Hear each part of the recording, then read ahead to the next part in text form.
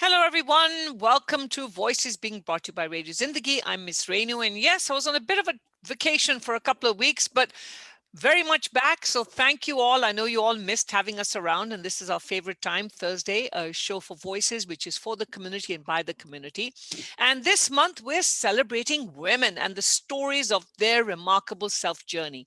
The women we're going to be presenting on our shows for the next few weeks remind me of a few quotes that I cannot forget. So I want to begin our celebration of women of our first show today with a few of these quotes. First of all, for all the moms out there that are raising daughters, let's remember little girls with dreams become women with vision. So don't forget that. Let your little girl dream and let her dream high, because you know what? She will grow up to be one of these women that we are going to be presenting on our show.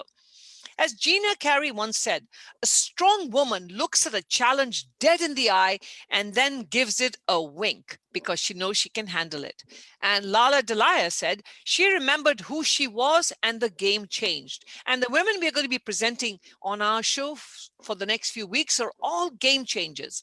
And although we celebrate International Women's Day around the world on March the 8th, my personal strong belief is that women do not need just one day to be celebrated. We need to celebrate ourselves every single day. So here's to all the strong women. May we know them, may we be them, and may we raise them. And on that point, this week, today, we're going to be presenting three such women. I want to welcome my first guest today, Mansi Shah. She is known as the woman behind India's first happy place for terminally ill children. Mansi started the very first ever children's hospice in India in 2014, which provides free of cost emotional, psychosocial, educational, vocational, and nutritional support to children with life-threatening and life-limiting illnesses. Mansi, just reading about you, I'm so humbled. I mean, I went on and I researched about you yesterday, and I really, I felt, I mean, it's an honor for me to be doing your interview today. So welcome to our show. Welcome to Voices. Thank you. Thank you very much, Renu. So I know you're based in India. What time is it in India today, right now? Well, it's 1:30 in the morning. Oh my gosh, 1:30. So I want to begin by maybe if you could educate us on what is Happy Feet. Tell us a little bit more about Happy Feet. So I think you covered that pretty well. And before I start, I think I'm extremely, extremely happy to be on the show. Okay, so about Happy Feet Home, it's like I said, it is a happy place for children living with life-limiting, life-shortening illnesses. And very simply put, actually, Happy Feet Home basically believes in empowering children so that they can live happier lives. We basically treat our children. That's what I tell everybody, just to explain in short what we do at Happy Feet Home. We at our organization, we do everything that you and I would do for children in our homes, so we take care of every single need that a child would have so that they feel safe, they feel taken care of, they are and then they're empowered to face their own lives and make something out of it. So I'm curious to know, are these children with families or these children that don't have parents and families? See, we work with children who have who live with HIV, thalassemia, and who live with HIV, thalassemia, and cancer. A lot of our children with HIV, they got the illness from their parents, and most of them have actually lost their parents to AIDS. So most of our Okay. children with HIV are even orphans. So they live with their extended families who have agreed to take care of them and keep them, and they all come from extremely, extremely poor backgrounds, low income families and all. And a lot of our children also have, like, they have families that do live with them, but a good chunk of our children are also orphans. Okay. So you started this in 2014. I mean, this is it's a project that I'm not sure how many people would want to take on because there's so much emotion attached to this. Um, why? Why Happy Feet, and why did Mansi do this? I think from the very beginning, I did not like the conventional way of how life is, right? And um, so I've never done something which was like very straightforward, very conventional. In fact, I was with a friend yesterday, and he said, "Why can't you ever think about doing something easy in your life? Why do you always have to do something which is difficult, right?" So I guess that's by nature. But yeah, I saw a lot of people getting help when they had hopes of survival, or I see a lot of people coming forward to help with education, with health, and stuff like that. But whenever it comes to a point where say a child or any adult, anybody who might not make it, who might be on the last stages of cancer or might have a fatal illness or whatever, people don't want to really come forward and help because they think that there's no impact in helping someone have a dignified end. And I think otherwise, and I think it is extremely important to one, help people live a life of dignity and celebrate life no matter how long or short you live, and two, no matter when you die, um, we should all have a dignified end. And we always look at children or adults or whoever with illnesses thinking that, oh my god, they're going to die. But the thing is, I don't know when I'm going to die, right? I mean, is there a guarantee that I will definitely live till I'm 60 or 70? No, I may die tomorrow. Or so yeah, I guess there was like a lot of these things that basically got me to start something like this. But don't you feel, I mean, you must get emotionally attached to these children, right? I do. So isn't it hard for you? I mean, if you're, I know, I mean, I teach preschool and I get so emotionally attached to children that are coming to me and they just spend 8 hours a day. Here, these children are living with you. How do you handle the loss of a child? I know the child is not your own, but children become our own. How do you handle that? And then that too, you're dealing with terminally ill children. I mean, I commend you for that. I mean, you must be very strong. I mean, what does it take to be someone like Yes. Mansi?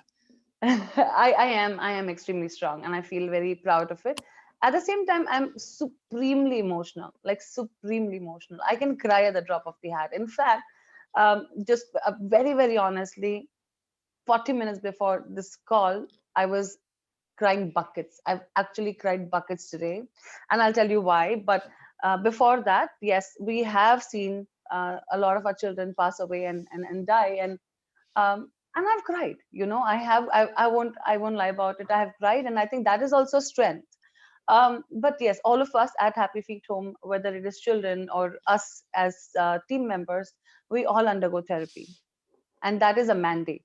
We Mm, all have a therapist and we all right. undergo therapy. So and we're not scared of showing our tears, right? I mean, if somebody is dead, you are going to feel bad and you are going to cry, and we also live that process. So, how do you get funding for this organization? Because there's so many, especially now during COVID and stuff. So, how did Happy Feet start? How does it survive? And tell us. I mean, I want our listeners to know.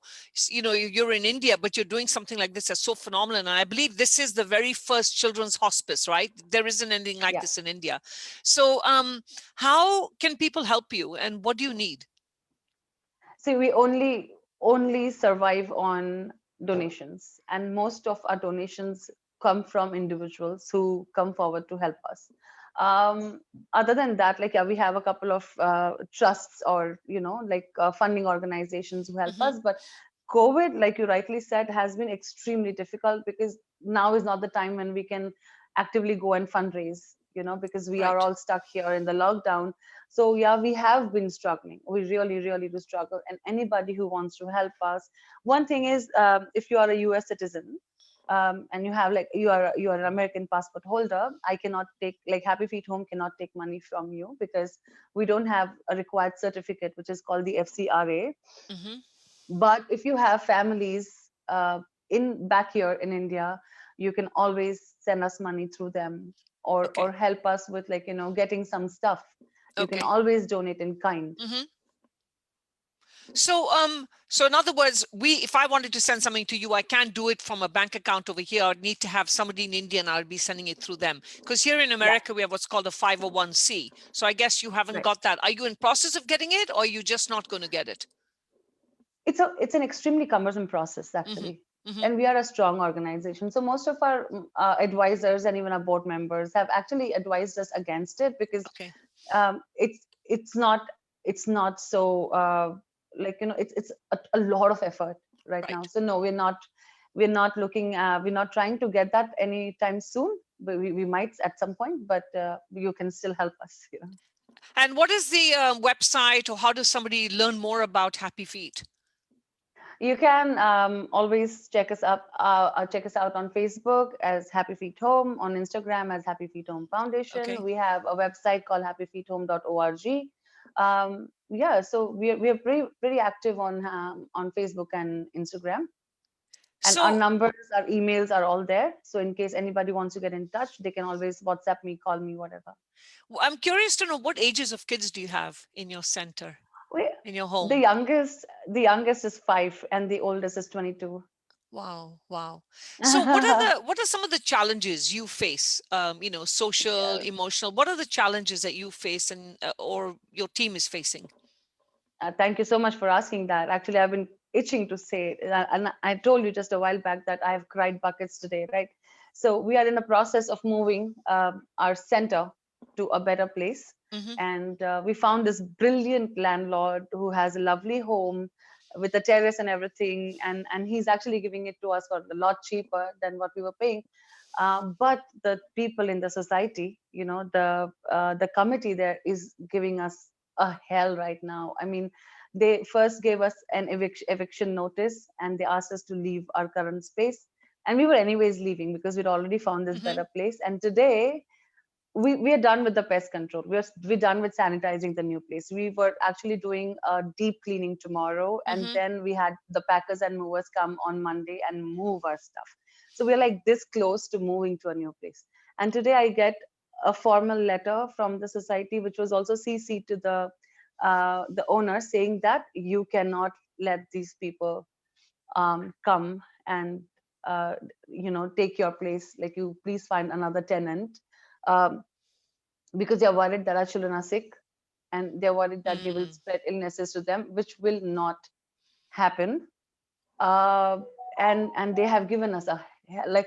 So today I have been extremely overwhelmed. Oh, I Like, I can live in a understand. small I can house. understand. Yeah. And my I guess is it's probably lack of education of people because they Yeah, don't yeah, understand. I mean, it's, yeah, just like people are getting educated on COVID. People are, even when uh, AIDS first came out, people, thought that you could just stand next to somebody and get AIDS. So exactly, it's exactly. that's sad. Is there anything we can do from our end to help you get that place? I'd like to know. I don't know if somebody can just write, it can do something like make that a little go viral, maybe talk about it. Because honestly, right now, to be supremely honest with you, I do not have the bandwidth to do anything. I'm just so overwhelmed and like completely broken. One more sentence and I think I'm going to cry right No, now. I don't So want you to do I that. But won't. what I will tell you I is, won't do that. social media can go very viral. So why don't you do this right Yeah. after the show? Let's go ahead and post something. And between the Radio Zindagi team and myself and all the friends that we have, and I know we have people listening, and I'm so touched by what you're saying. I'm sure something or the other can be done. So are you based in which city are you based in India? Mumbai. In Mumbai. We're Okay. based in Mumbai. Yeah.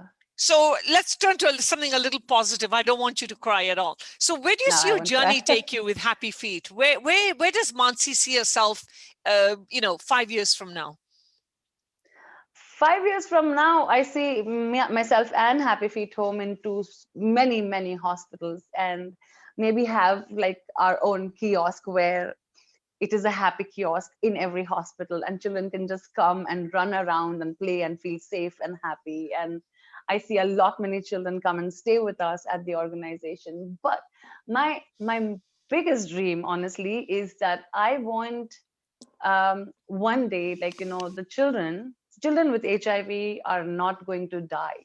Hmm. Children with HIV will live.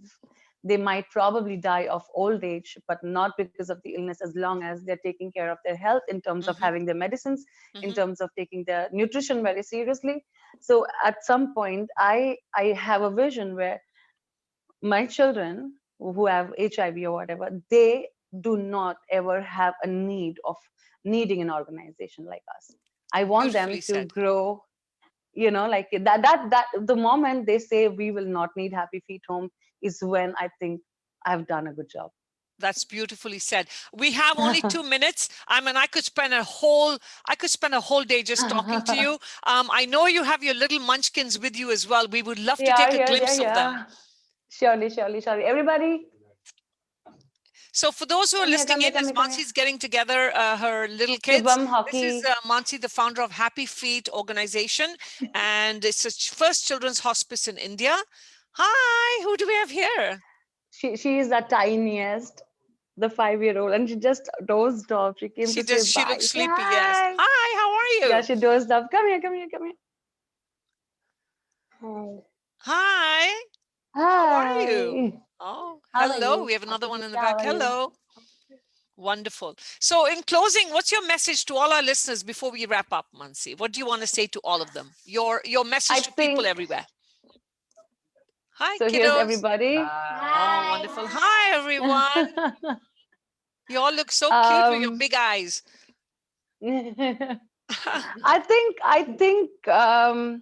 what I would really want to tell people is let's really stop discriminating and judging people on based on their socioeconomic status or like the illnesses or whatever. I think and we've learned so much in this 1 year of COVID, right? I think it's time to just embrace people and be one. And this is what I would want to tell them: don't judge people just because they have an illness, especially not children, please.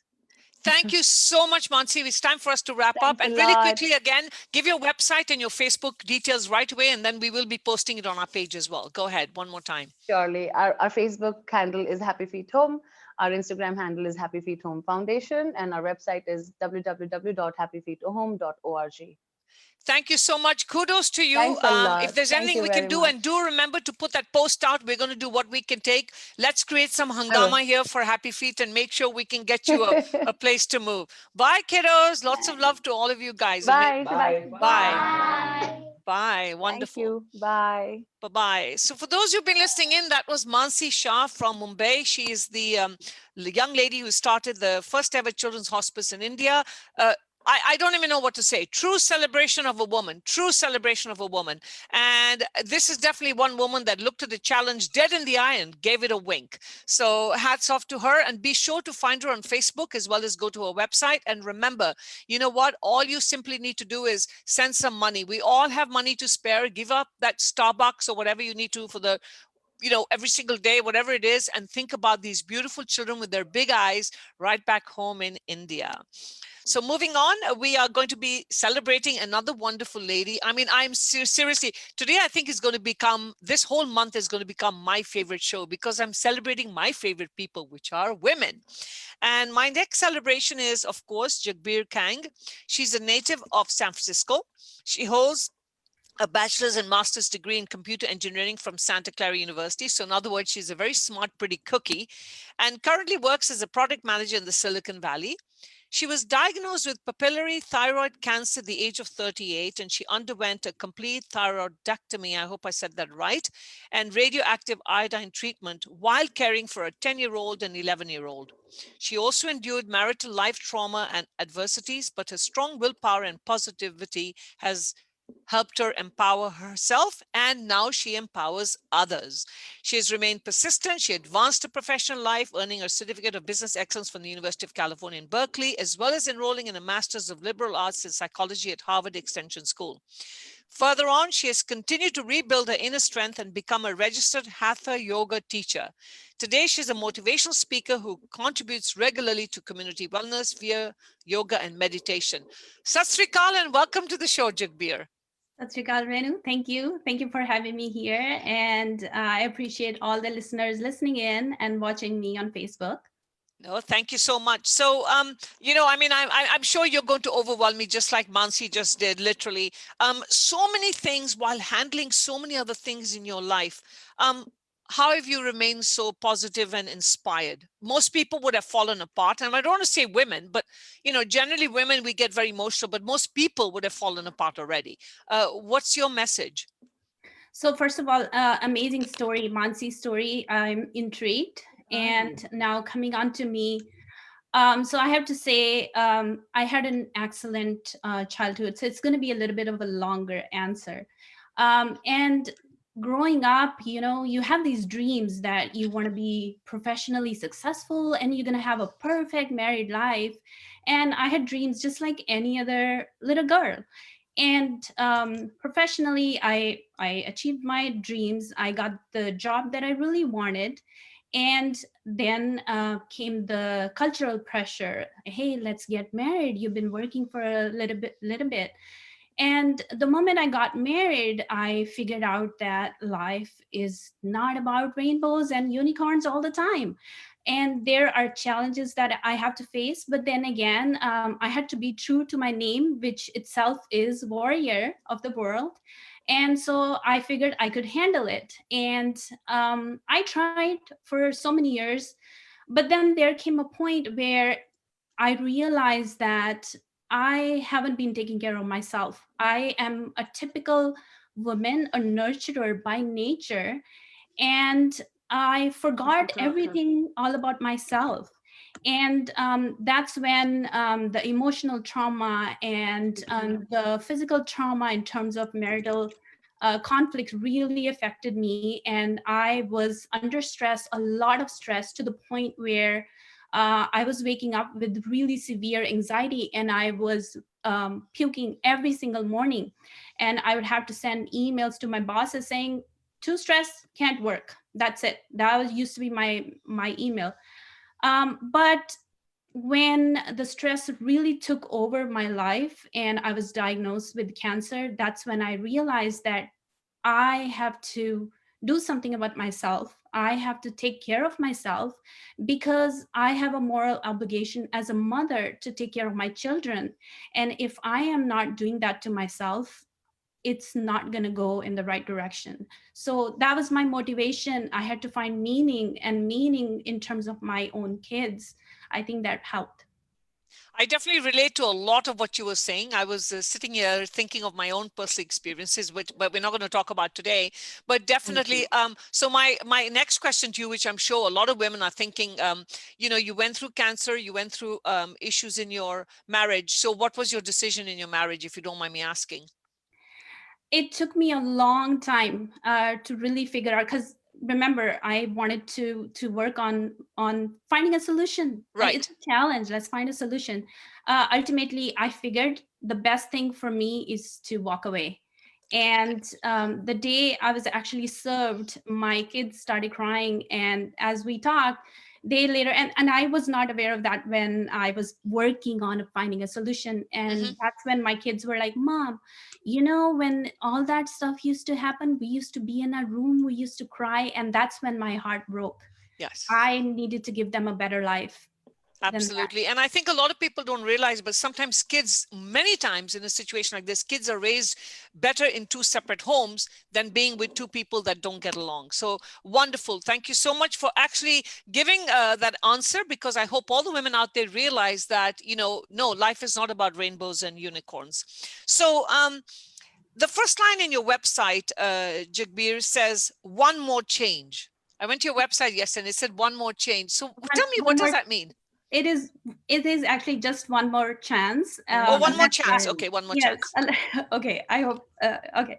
So basically, as part of my healing process, I never thought that I was very creative, but as part of my healing process, I discovered writing. So I started writing a memoir, which I actually finished in 9 weeks. I wrote 70,000 words in 9 weeks last year. And it's my story. It's my story of my marital struggles. It's my story of my family struggles. It's my story of struggles with my own self. So, this memoir, I'm sure that a lot of women, especially in our culture and on society, a lot of women can relate to. And my intent here is that I want to tell people why I kept giving one more chance. Let's give myself one more chance. I want to give myself one more chance. And it took me a long time before I realized that, what, those chances that I've been giving, I will run out of chances if I were to die with cancer. And I had to take, I had to gather strength. And so my memoir is for all of you who can relate to me, to find purpose in life the way I did. I found my own purpose. And I have to say one more thing, Renu, that and I did talk to a couple of women last year, and I was very, very fortunate that I was in a good socioeconomic status. I was working, I had a great job, I had a great family, I have a great family, great set of friends, great, amazing coworkers and bosses. So I was lucky in that sense, but not everybody is. But Correct. I also have to say that now that I'm studying in Harvard as well, that most of the women, more than 80% of women who actually are survivors of intimate partner violence, they find purpose, they find growth. And I am showing you as my example that if I could do it, you could do it too. And it has nothing to do with being a woman, it has nothing to do with being lower on Mhm. socioeconomic status. It's possible. Absolutely.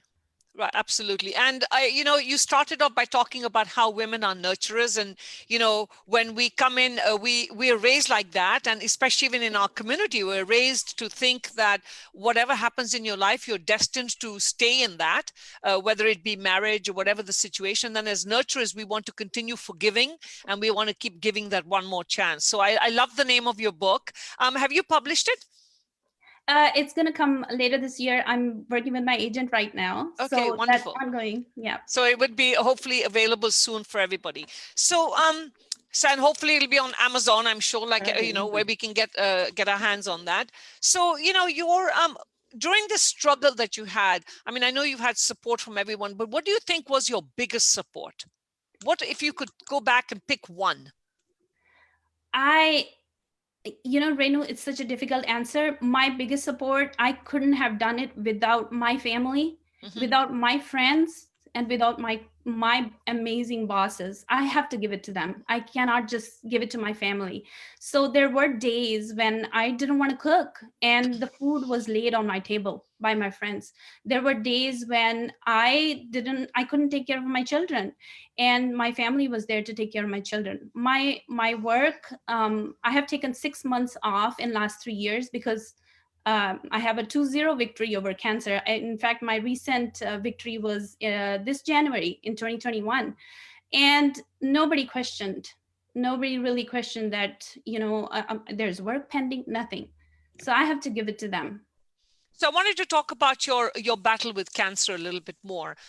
So with you, because you mentioned about how you were not sleeping at night and you were getting up and you were throwing up in the morning. So do you think that was related to the cancer, or was it related only to the stress? I mean, how are the two connected? Yeah, so Renu, I was, like I said, I was perfectly healthy woman. I had a positive outlook in life to begin with. I mean, I had initial struggles when, moving to the US, Hmm. working hard. I had 4 jobs when I was going to school. So all that doesn't really count, but I think the stress was so much, it was taking me over, that when I visited my doctor with a friend of mine, and my doctor said that, you may be, this is cancer, it's 99% sure. I was so numb on that table sitting, I had no emotions, and my friend had tears in her eyes, and I just showed no feelings. And that really, and as I learn, and I'm learning now, that that's one of the things that trauma victims often see, Hmm. that they become numb. And that's exactly what happened the first time around. And my physicians have been amazing as well. And my doctor, the first time when I was treated, she said, Jagbir, you really behaved as if it was a slap on your wrist. And I said, yeah, because for me, what I endured in X number of years in my marriage was really so severe that this really didn't matter to me. And this time around, when I went through my therapy, and everybody asked me, oh, how are you doing? And I'm like, you know what? Never better. And I'm going to live till 100. And, I'll change that. I'll live till 100, but I'll also live healthy till 100. That's beautifully said. So, what's your message to all the women out there, Jagbir, who are listening in or will listen in to our show and are sitting there in situations that they just don't know how to get out of? I mean, in your situation, you had a good job, you had a family support, but I know from my experience that there are many women here that don't have the financial means of leaving their relationship that they're in, or they don't have the support, and they want that chance to be able to breathe and be free. What's your message to them? How can they get over this fear of the unknown? I mean, I was there, I was very young, and I was there, and I took the step like you did, and I look back and I thank myself for doing that. How do we encourage women to do the same? So this was one of the reasons, Renu, why I started life coaching, because like I said, I talked to a couple of women last year, and when they were telling me their story, and just like you're relating to me, and I'm thinking, I'm like, it's not going to get any better. And they kept talking, and they're like, no, no, no, or if this happens, things will change, but this is what Right. I want. But nobody wants to really move out. But I really want to encourage women that the world is definitely better out there. And if you don't ask for help, help is not going to come your way. Right. I found help from my friends, my family, but not just that. I found help from my physicians. My Mhm. physician once told me, hey, if I were your sister, I'd tell you to move on. And same thing, I found my acupuncturist through my yoga teaching school, and she told me the same. She said, you're beautiful, go out there, see what's out there. And our health is our priority. It's unique for us, but we have to nurture ourselves. And when we keep saying that people are going to change, they rarely do, because look at ourselves. How much can we change ourselves? Can we? So we are to learn from each other. Life adversities are going to come. We have to take life lessons. We have to be courageous and move on. And life is beautiful out there. And I have never been happier. And I can assure everybody, and that's what I say to every woman that I talk to, that life does get better. Absolutely. And I think also we need to, in this generation now, we need to educate people that this stereotype of, you have to be married. You started your story by saying how you're in your career and then this whole marriage thing came. Because especially apne Punjabiyan vich, or whatever, in Indian culture, there's a certain time you have to be married. Divorce is not something you talk about. You have to accept, and you just say, make it work, make it work. That's all we hear. Jaake make it work, or maaf kar do nu, and all that other good stuff. And so I'm going back to your title, and I just love the one more chance, because you're right when you say that we all keep thinking of giving even friendships that we know are hostile one more chance, and things don't get better. So we have a few more minutes. So what is your message out there to all the listeners? What would you like to convey in the next 5 minutes to our listeners, to all the women? We're celebrating women around the world, and for some reason they've dedicated one day to us, where I think it should be every single day. um, as a motivational speaker, as an empowered woman, a mom, somebody who has overcome so much adversity, give us a closing message. So, my closing message would be that suffering is part of life, adversities are part of life.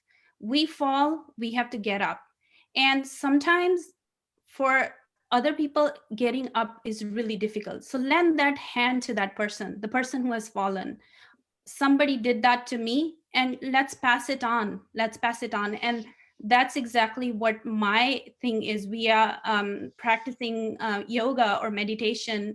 I want to give it to people who need help. And even on my website, I say that if you need help, come talk to me. I write blogs, and on every blog, as a conclusion, I say, if you want somebody to talk to, come talk to me.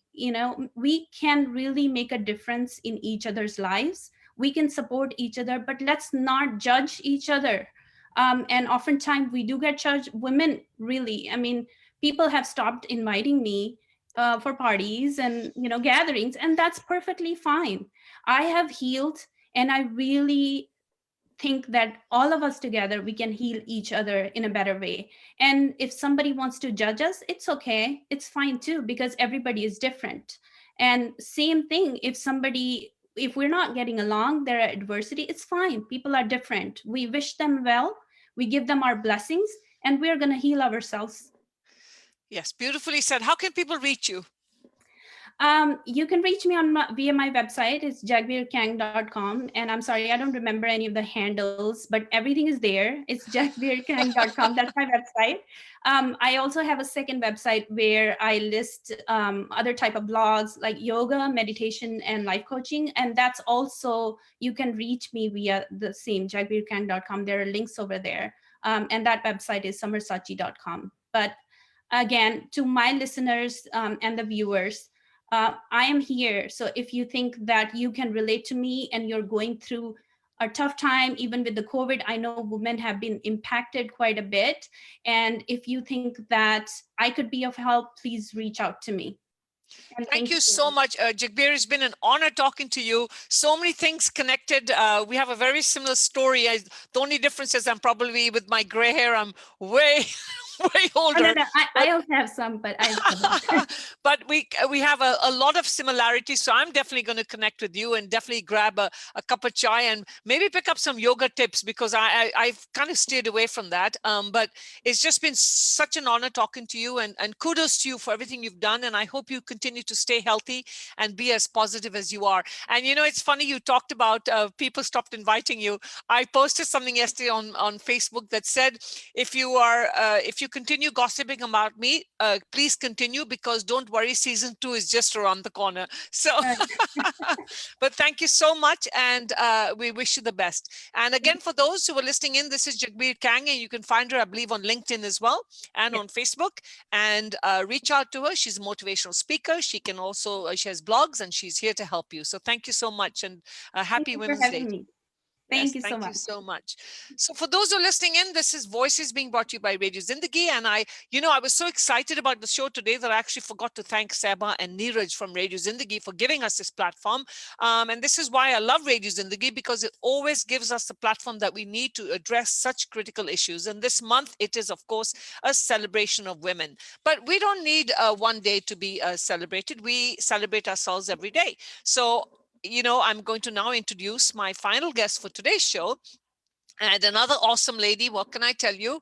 I'm just really taken back by everything. And a woman with a voice is by definition a strong woman. But the search to find that voice can be remarkably difficult, according to Melinda Gate. Well, I don't think so, because here at Voices, we found all the strong women that we need on our show. And our last and final guest today is a celebration of the self journey of Meena Chan. Meena has been nominated for exceptional work ethic and dedication. She launched her very first best selling true story book to bring about an awareness on the Hashimoto's autoimmune disorder. And she's the first South Asian to write on this topic. She also received the Inspiring Women of 2021 from a leading UK magazine based on her true story. When the whole world shut down and went into lockdown, she managed not only to homeschool both her kids, but also to write a book, just like our previous guest, which I think COVID motivated a lot of people, because I also wrote my second book during COVID. So I think COVID had a few good things. She is the founder of the Intentionally Me program that helps train young people to gain focus and clarity in life. Meena is based in Phoenix, Arizona. So welcome, Meena. Welcome to the show. Hi, Miss Renu. Thank you so much. My pleasure. No, thank you. And feel free to call me Renu. As soon as I get the miss added in front, I feel like I'm sitting in a school. So thank you so much. So I'm curious to know, I was reading up about you yesterday, Hashimoto autoimmune disorder. Why did you pick that subject to write about? I was just curious. Yeah, I was diagnosed with Hashimoto's after my son was born. I went through like a lot of stress. So you find a lot of parallels and similarity with Jagbir's story here. Hmm. I was trying to be a super mom. I was trying to manage my work and my kid who was colicky and he never slept at night. So it is just, too much of stress added. And it just triggered something called Hashimoto's. It's one step above the regular thyroid. Hmm. I was being constantly told it's just thyroid, but I knew something was wrong all along. What So kind of it, symptoms did you have that you felt that there was something not right? Because I'm curious. I'm not aware of this. yeah, so the first thing was I'm generally interested in a lot of things and I lost interest. And I didn't feel like getting out of bed every single day, but I had to. I had like two little kids. I had to, and I was terribly, terribly tired. Fatigue was my number one cause, and I was losing interest in everything: my work, my family, my kids, myself. I didn't feel like it was me. Hmm. Yeah, and I was terribly irritated, anxious, and all the things that come with it. Yes, I Now, was did this going. happen right after you had your baby, or was it a few years later? No, it started right away, right after I Hmm. had my son, but it Okay. got really worse after I had my second child. So that's when it really Hmm. hit me. Yeah, but by then I was like in a full-time job, and then I was also managing these kids. So it just got on to me. So is it treatable? I mean, could you tell our audience? I mean, have you overcome it? Oh, yes, absolutely. So, one thing is the doctors believe that it's a lifelong illness. Hmm. But the main thing is, what I feel is just going back to our own roots, right? The yoga, meditations, and food as medicine. Hmm. That's the number one thing. So, first is to know that you have the Hashimoto's. So, if you feel that the doctors are saying that there's nothing wrong with you, or if they put you on antidepressants, they put you on pain medications, just stop. Just reason out why your body is giving out these signals. Our bodies know best. So, and you know it best, right? We don't need the doctors first to give us all the symptomatic Hmm. medications to us. So that's where it all starts. And then take it one step further, go to the root cause and modify your lifestyle. That's what it is. So you wrote about the autoimmune disease, and is it? Do you have you found in your research when you were doing your book and you were writing this that is it based on ethnicity, or does it happen to anyone? Because certain things are only based on certain ethnicities. Did you find is it? Yeah. Yeah. Yeah, the main thing is, I think even what Jagbir said is number one cause is, stress can Hmm. trigger it, Hmm. but then it has to be within your body for it to trigger. So Correct. genetics plays a key role. So if your mom or your grandmom already has it, then, you have it in your genes, Hmm. but you need something else to trigger it, which could be stress. Right. And the third thing is poor lifestyle. So lack of sleep, improper diet, and everything like adds to that. That's what they call as epigenetics. And which is the good part, because if we work on that, we can really bring the illness under control, which a So lot of people don't realize. So, being a South Asian network, and we're all, of course, South Asian women here, and I'm sure that, whatever we go through affects other women as well. But particularly in our culture, we're given this training, right? That, our parents want us to be educated as women, but at the same time, we're given this training that when you go home, you have to do everything pretty much. Yes. And I think now I'm seeing a generation where I'm seeing dads will change their kids' diapers. But at least when my kids were growing up, it was unheard of for me to even ask my husband at the time to help me change a diaper. That would have been just caused havoc in the room. um, do you feel that our culture tries to create these super women, and then we as South Asian women try to live up to this expectation, and then finally it just breaks down one day? I mean, what are your thoughts on this, and as women, and how can we continue to be empowered and stay in healthy relationships and stay healthy without feeling guilty? Because I think that's guilt is one of the biggest things that impacts us. Yeah, absolutely. That's true. I know, husbands are there to change the diapers, but then they might just leave it there. We are the ones who have to take it from there and clean it. Good Just point. kidding. Yeah, but I know we're so guilty of self-care. Hmm. And if you have a kid, would you take care of the kid or would you go sit and do your meditation? That's Hmm. the thing, Hmm. right? Right. We feel so guilty taking time off for the self-care, but then that's what really brings us back to our purpose and really teaches us what is something that we need to do. So there's nothing wrong. Don't feel guilty. Don't feel it's something selfish. We all need to take some time out to nurture our bodies, because that's what is going to take us further and help us find our purpose. So one of the questions our listeners has is, what's the difference between postpartum depression and Hashimoto? Yeah, that's the thing that a lot of doctors mention, that it is very similar to postpartum depression, and Hmm. that's why they didn't want me to get diagnosed further. But a Hashimoto's, the difference is it is an autoimmune condition. So where your body thinks that, there is a villain, there is the thyroid gland, which is the villain, and it becomes the badsha there trying to attack that own villain. Hmm. But a postpartum depression can be something more, I would say, milder. It can be long term, but this is a lot more intense than that. So you're going to Okay. have a whole lot of other symptoms as well. And the way to diagnose it is with blood tests and doing a couple of tests related to that. So let's talk about international intentionally me. What's intentionally me program? Yeah, so I believe that my illness is a blessing in disguise, and everything happens to us is for a reason. Mm-hmm. So, my number one symptom was that I was really fatigued. And fatigue, I was in search of, seeing how can I gain the energy? How can I gain the energy? It was almost like, having a cell phone with the battery running low. Mm-hmm. So I had to finish all my tasks quickly within that 1 hour, 2 hours, because I would be tired after that. So that's what brought me a lot of focus in my life. And I've started on a intentionally me program where I help like all these kids who have like 20s and 30s who have a whole lot of energy. They have a lot of energy, but they don't have the focus. They don't know what to do with it. So kind of guiding them with what really their true purpose is, why they're doing what they're doing, and not just like spending hours on social media or something, but doing something more productive and intentional with their lives, because that's what I learned from my journey. So you mentioned it was an age group, you said 20 to 30? Yes. I was curious, you called them kids, and I was sitting here going, okay, I was you look like you belong in the 20 to 30 as well. So Yes, I'm in my 30s. Yes, there I you shouldn't go. be saying. Yes, of course.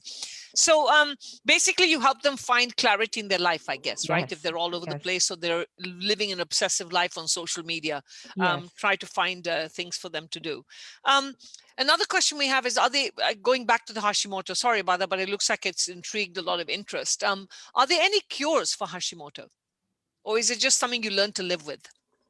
It is, as I said, doctors say it's a lifelong illness, Mm-hmm. but you can put it under remission with your lifestyle changes. That's why I said the Okay. three things. Right. One is stress can trigger that. So, Mm-hmm. how are we going to control the stress? So, you have to look at the illness in a very holistic way. So, if your body is showing up these physical symptoms, then beneath that, underneath that, we do have a lot of emotional and psychological things that are going on. Mm-hmm. So try to get to the root cause and go body, mind, soul. That's what my book is all about. So body, you take care of the diet, you eliminate you detox all the stuff that you don't need from Right. your body. So detox even the people that you don't need. Detox everything that you I'm don't so need. glad you said that. I'm so glad you said that, because a lot of nobody ever wants to talk about that. They talk about detoxification of only food and drink, and they don't realize people is probably should be the number one on the list. Yeah. So, and mentally also, you need to be, very active, because this illness also makes your brain something called as brain fog, where you're not able to concentrate or do things for a longer time. You're Hmm. going to be Hmm. all fuzzy about the whole thing, which was the main reason I wanted to write my book. That gave me a lot of time to think about it, research about it, and I wanted my brain to get active. So it was a way for me to fight back with the illness, get to the creative side of myself. All these things really helps. And being on voices, that's such a coincidence, because it's all about the throat chakra. You're bringing power to your voice. So some of these things are what really helps. So probably a lot of mums who are listening in, COVID has been a very trying moment for so many people. Yeah. And, everybody was leading such a fast life, especially in this country. You start your day in the morning, go to work, kids come back, we're living on our computers all day long. And then suddenly everybody's under lockdown. And now we're stuck with, I think a lot of parents I hear are like, oh my God, and now I realize what my kids were like now that I have Yeah. to be with them 24/7. We heard that in our daycare business. Like, how do you guys manage this? I think we got appreciated a lot. But all these moms, how do you've managed to balance this? You wrote your book, you've had your kids on Zoom, you've done your work. You know, how can you advise moms who are so overwhelmed and they just can't wait for their children to go back to school, and they're just like, I can't wait for this? How, COVID has changed life. And I think it's going to change life for the future. What are your tips to all those listening out there, especially women, in terms of bringing balance into their life? Because I don't think COVID's going anywhere right now. I think it's going to be there for a long time. We just have to adjust. Yeah. Yeah. I know it's the Zoom fatigue, as they say, right? We have Hmm. like literally back to back Zooms. I have Hmm. two kids. Each of them have five different calls. So I'm maintaining 10 calls for them, and plus my own Zoom calls. I know it's a struggle, but a couple of things that I do. to remain more sane is before going to bed, having the to-do list. There's nothing like wow about what I'm saying, but these are the simple things. Correct. I have a to-do list, and then I just have like one or two main important things that I need to accomplish that is really intentional, that is Hmm. really purposeful in my life. So, like for today, I have my to-do list, and if you can see, Radio Zindagi is there. Good. And just planning out your day. So see what you can finish from morning till afternoon. If you've not got done with your work, then push it to the evening till night and make sure that you complete it. Hmm. And I always have a couple of non-negotiables in my day, which is yoga, which is meditation, Hmm. which is reading a book for 15 to 20 minutes every single day, and then doing my walking and writing out my gratitude. So, gratitude is a big thing. So, irrespective of, you cannot be mad and do your gratitude. Correct. And if you do your gratitude, you cannot be mad anymore. So, that's going to really bring you back to a little bit of saneness in your life. That insanity is going to be out with that gratitude part. So, you mentioned about detoxifying yourself, right? I think one of the biggest things that women struggle with is how do you detoxify people out of your life? Because we're meant to be these nurturers, we're meant to be the ones that make the change, we're meant to be the ones that embrace you. And so how do you do that? You've gone through so much in your life. What's your advice to women on that? Wow, I'm getting all the loaded questions today, Reina. Well, because faced so many challenges, you've got to have the answers for these ones, right? Yeah, I think the hardest part is the people detox. I Hmm. think it's Correct. easier to detox with food or your lifestyle habits and Right. everything. I know people are going to be hard because family are family. You have to keep them. But the only thing is, maintaining your boundaries, knowing where your boundaries are, your clear Hmm. yeses and clear nos. Right. And as South Asians, I think one of the biggest things we struggle with is saying no. No, we cannot do something or we cannot take up something. I Right. think you kind of get the courage down the line Hmm. and start saying simple no's, and slowly you'll get the courage to say the bigger no's. Perfect. Very well said. So we have a few minutes before we wrap up. What is Mina's message? You came so recommended for your exceptional work, for who you are as a person, and how you manage to balance your life. What's your message out to all our listeners today? What does Mina want to tell everyone today? Yeah, so I really want to say that if you have this illness, Hashimoto's, it is really not the end of the journey. It could lead you to a really awakened life. Not just this illness, whatever comes your way, there is a bigger purpose. Hmm. So look at it much more closer. It can lead you to something greater. And the second message is I'm so glad that I'm on the women's show. I want to say that we are all, not a spectator, but we are spectacular in our own ways. So, give much power to what comes best to you, be it your art or writing or whatever is your creative self, bring it out further. That's really the best way to nurture your soul. And how can people reach you, Mina? Yeah, they can reach out to me with meenachan.com. I think on the website it went as Chang. I'm like Okay. MEENACHAN.com. Okay, .com. So meenachan.com. And is that also part of the reaching out to you if they want help for the intentionally me, right? Yes, and also if they would like to pick up the book, it's Book, called the yes. Motto Effect. It's just named after the Hashimoto's. It's just the one letter T that is different than the Hashimoto. The Okay. T is for And transformation. is that available on Amazon? Yes, it is. And I'm curious to know, you picked a butterfly. Yeah, butterfly is the thyroid gland is in a butterfly shape, and butterfly also means transformation. Beautiful. Very nicely done. Well, it's been such a pleasure having you on the show. I've learned so much from you, from all the three amazing ladies we've had on our show today, Meena, and I hope to stay connected with you. And I really wish you the best to stay healthy. And I love all the tips that you gave. You gave me some really good ideas that I'm going to continue sharing with all my friends. Thank you so much. Thank you so much. And for all those who are listening in, this is Voices being brought to you by Radio Zindagi. And this is our series of celebrating self journeys of all the different beautiful women all around the world. And just a few tips as I leave. Never apologize for being a powerful woman. Remember that. You don't need to apologize for being a powerful woman.